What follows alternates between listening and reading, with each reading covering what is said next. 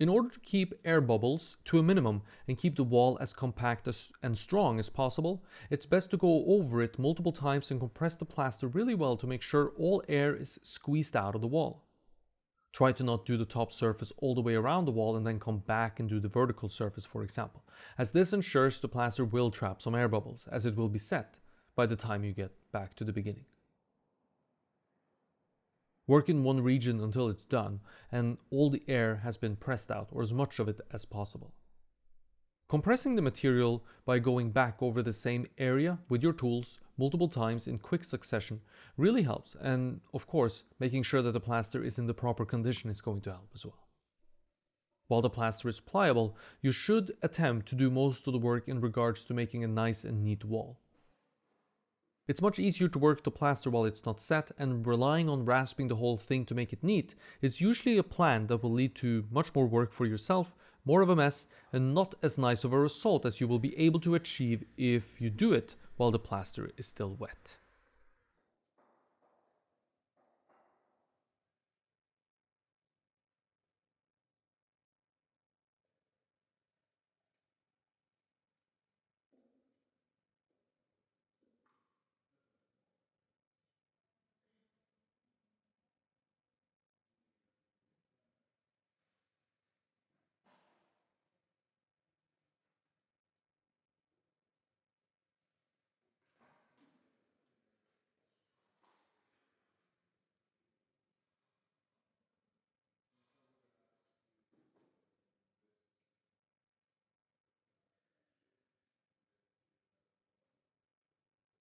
Finally, I'll do the surface using whatever leftover plaster is in my bowl, and then, when the whole thing feels fairly firm but still very soft, I rasp the edges down so that everything that could cut my hands are removed. I like to maintain fairly sharp corners, but there's a difference between a sharp corner that would injure you and one that will not. Now the mold should sit overnight before I'm ready to open it.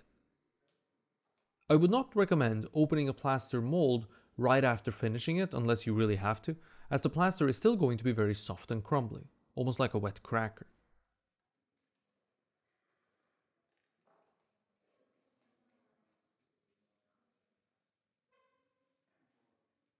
I will, however, make sure that the model mold doesn't accidentally fall off, which can happen, and I ensure this by simply taping around the mold to hold everything in place.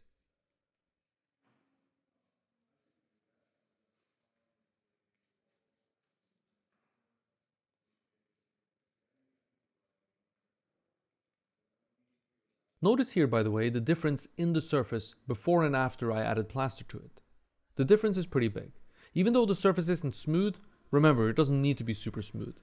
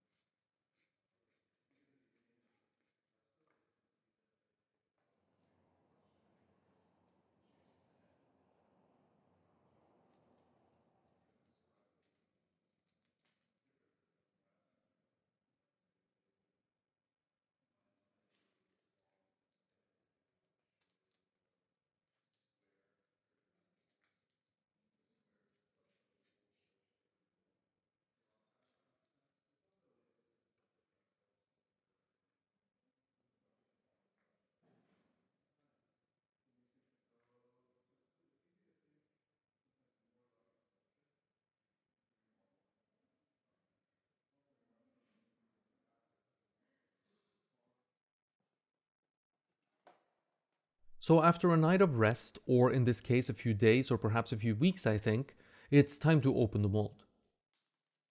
Remove the tape and start carefully wiggling the model mold around until the suction is released. A lot of times the suction can be rather strong, and it's best not to go super hard when trying to open a mold. Go slowly and steadily, as this ensures the model mold doesn't break. Try to attack it from multiple angles as well. A bit over here, then a bit over there on the other side. Release it slowly along the edges of the silicone and then wiggle carefully until it comes off. It shouldn't take too much effort to get a plaster model mold off unless you made a big mistake in regards to undercuts, which we discussed in depth in the first video in this series.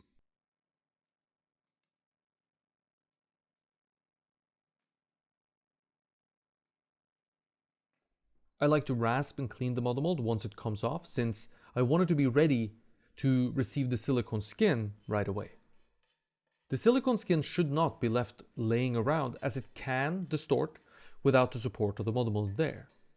This would leave you with a cast that doesn't match your clay sculpture, and then this entire process would have been for naught.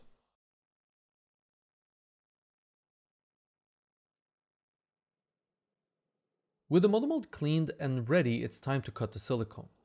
Remove the wooden dowel from the silicone.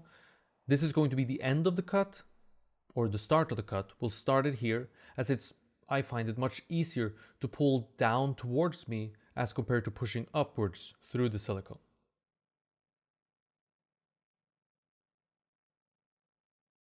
I'm using a special silicone knife here with a registration groove in the blade. This knife is going to make sure that our silicone wall will register back together perfectly every time and won't allow the two surfaces to slide around against each other.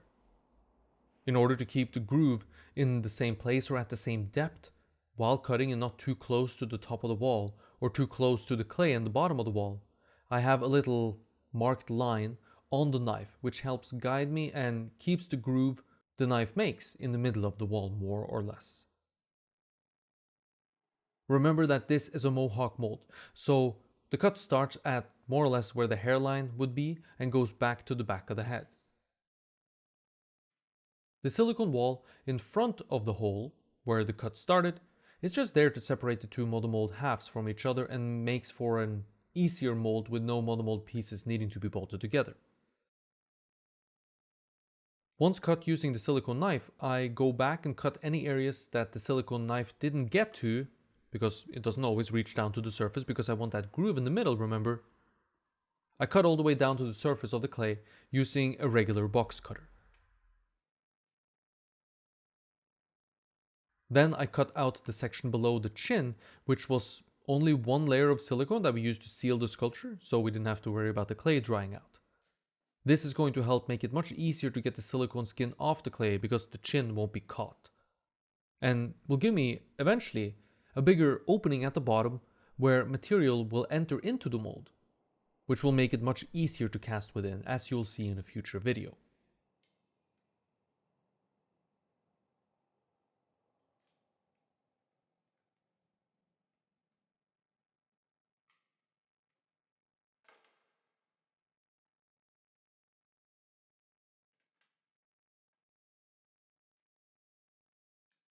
Silicone comes off after some light pressure. Remember, silicone can rip, and so going slowly and wiggling a bit here is a really good strategy. Release it bit by bit from the clay until you can get the silicone skin off. As you can see here, the hole where the wooden dowel used to be is now a hole in our mold, but this hole is going to keep the silicone skin from ever ripping as we open and use the mold. And any other solution, like a T-cut, is not going to last as long and is not going to be as good as well. The silicone fits neatly into the plaster model mold, and during storage and during casting, we will hold the mold shut by wrapping it a few times in packing tape. And I prefer to use packing tape because it's strong and doesn't stretch and expand, which duct tape actually does. And packing tape is actually much cheaper than duct tape also, which is a big bonus.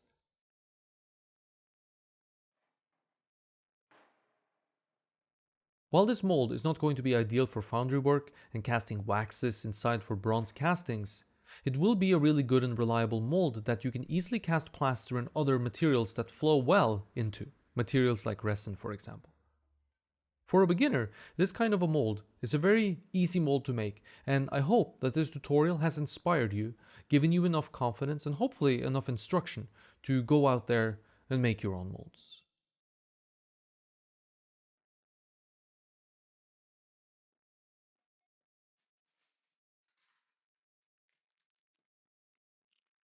That's it for today's video. Thank you for watching until the end. I hope you learned a thing or two that you can take with you into your own practice. Until next time, stay creative.